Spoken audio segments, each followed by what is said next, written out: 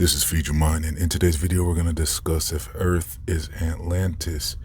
And so it's interesting how the origin and the myth of Atlantis is described. They describe Atlantis as a place that was thriving with technology and doing just incredible. And then they say that there was a moral breakdown in the city of Atlantis, and it angered the gods, and the gods ended up destroying Atlantis and sinking it into the oceans. And so with that information, many people have searched for Atlantis, and it's interesting how they call one of our oceans here on Earth the Atlantic Ocean. So some have wondered if it's possible that Atlantis was between Africa and America somewhere, and maybe a city was sunken in the Atlantic Ocean. Now, the interesting connection about this story is, well, with the Garden of Eden, it sounds like it was a place that was thriving, and then the creator was angered because of the actions of Adam and Eve disobeying the laws of the land, and they were kicked out of the Garden of Eden. So it's kind of similar there as far as just the part where they angered the creator. And then, so another interesting connection is that the Bible describes Earth as a place that is surrounded by water, because it says there's waters above and there's waters beneath. People have drilled down and have saw that there's water underneath the earth.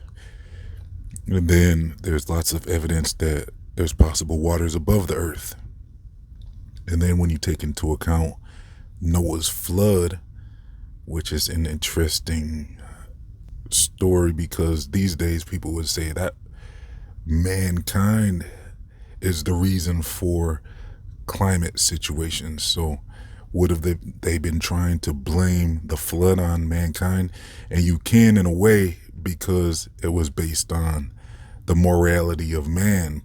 So the only thing that mankind influenced was basically, they're saying their behavior caused the creator to flood the earth. But it wasn't due to like cars and stuff like that. So basically, though, it sounds like there's plenty of water, whether the water was coming from above or below. Now, some people have questioned if geysers were kind of responsible for the flood. And if you look around the world, there's these areas that people would call meteor impact sites, but it's possible that these impact sites could have been geysers. And then also it's possible that the waters came from above. So let me know in the comment section, do you think the waters of the Great Flood came from below or above, or is it possible it came from both? Some people said it hadn't rained yet during those times, so it's possible that it came from underneath. But like I said, let me know what you all think as far as that's concerned. But either way, there's evidence that the earth is surrounded by water, which sounds a lot like Atlantis. And as far as with the waters that flooded the earth possibly coming from above, some people have also said that it could have came from the windows of heaven. And in the last video we discussed that they say winds come out of the windows of heaven, so who knows. But anyways, wouldn't that be interesting if all this time people were searching for the sunken city of Atlantis within our oceans? And wouldn't it be interesting if Earth was actually Atlantis and the myth was based on some type of knowledge that Earth is contained underneath water? Now, as far as them calling Atlantis a city, well, if you look at Earth with the continents, they could describe this whole place as a city. You know, if the whole thing was sunken, Earth is one thing, and the one thing, which was Earth, could have been sunken and described as a city, especially if it's all contained under one firmament. So it's almost as if the people of the Earth have been quarantined, and if the city of Earth, or that's what you can call it, but if Earth was to rise up from the depths of the ocean eventually one day for whatever reason, is it possible that the firmament could be removed and there would be all types of continents on an endless ocean, and we could rejoin the world above the oceans that Earth has been contained under. And so it almost seems as if Earth could be under some type of quarantine or something. Now, scientists have almost pretty much confirmed the firmament by what they describe as the Van Allen belt. They admit that there's an area that they can't get through. And that's why people have said, well, how did you guys get through it when you said you went to the moon? But a lot of people in the general public don't even realize that there's even a thing called the Van Allen belt. I doubt researchers like Dabu 7 or Woodward or Mud Fossils, who love space, and NASA, I doubt they know anything about the Van Allen belt, because otherwise they would have questions like all of us on this channel have had. And so if Earth is Atlantis, that's interesting. It almost makes me consider if there's any type of sea creatures swimming around outside of the firmaments above and around the Earth. And what size would these sea creatures be? Would they be gigantic beings, gigantic sea creatures, or would they be normal size? I would guess they would probably be gigantic. Would they be like squids and huge fish, or merfolk, or what? Also, it's interesting that when humanity was punished to their punishment after getting kicked out of the garden, that's when they said the lifespan of humans became shorter, because he said in that day you will die. And that was the sentence that the Creator gave mankind. But it wasn't, people were like, well, they didn't die that day. Well, a day to God is 1,000 years. So they did say Adam and Eve and all the people in that time lived to be about 1,000 years. And then it gradually became less and less years on Earth for mankind, to where now it's about 100 years.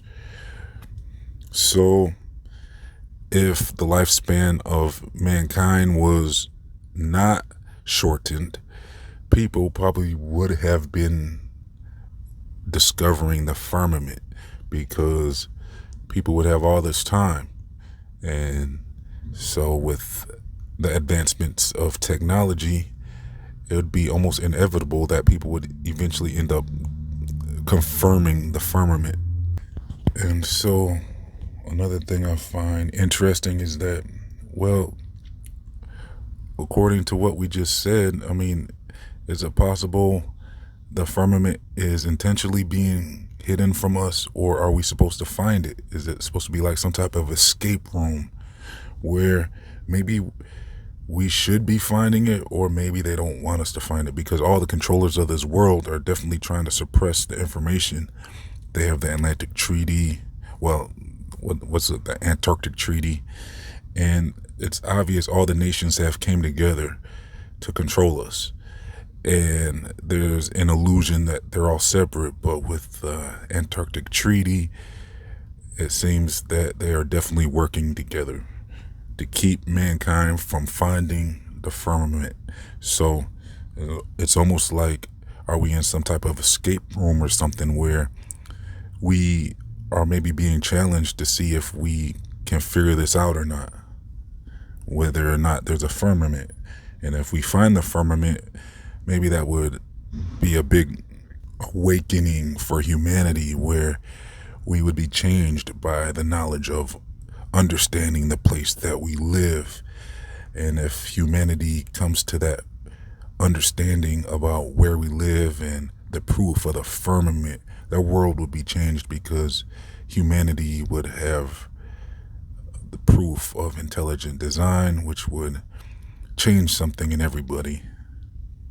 People would wonder, like, what is going on here? Are we in some type of reality show? Or, like I said, is this an escape room or something? So people would start to wonder, are we being quarantined, like we said earlier? So yeah, it's very important that people figure out the information about the firmament. Plus, with the firmament being a possible clue that we're being quarantined, well, there's also evidence that the fallen angels have been quarantined under this firmament as well. So let me know your thoughts in the comment section about the theory of Atlantis, and if Earth is Atlantis, or if the myth of Atlantis is based on Earth being underwater and they just kind of changed the story over time to what it is today. So let me know your thoughts in the comment section on anything we talked about in this video. I'm going to leave some links for you all. I'll leave links for my other channels, plus my free email newsletters you can subscribe to. Also leave links to my social media and much more. If you would like to support this channel, please donate as little as $1 on my Patreon page, or other links like the thank you button or my membership button. So thanks for tuning in. Oh, your support will help me get much more documentary style videos out with lots of visuals and well presented, you know, those movie type videos. So if you want more of those, your support would be greatly appreciated. So thank you for tuning in. Please like, comment, share, and subscribe. This has been Feed Your Mind, signing off.